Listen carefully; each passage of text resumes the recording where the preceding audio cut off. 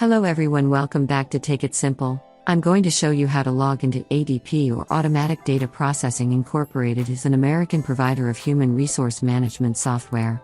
In Services, log into ADP, go to your web browser and then type in www.app.com and click on the login button at the upper right corner from the official website of ADP. There are two categories here: common logins and all logins.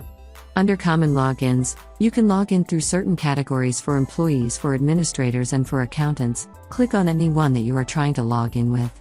Click on the Login button and enter your user ID.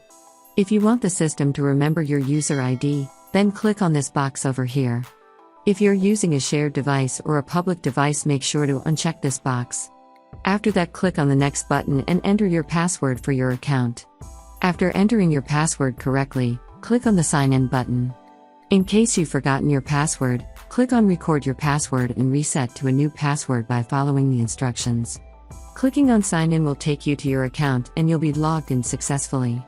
If you click on All Logins, then you'll be able to see all the popular logins listed below.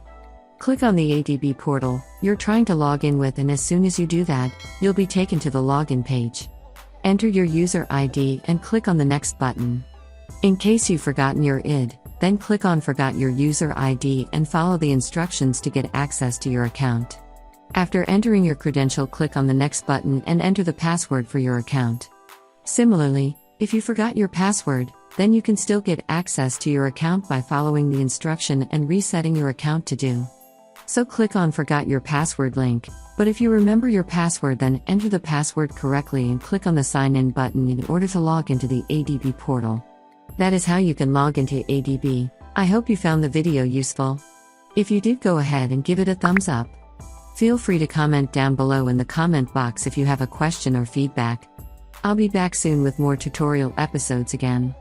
Thank you for watching.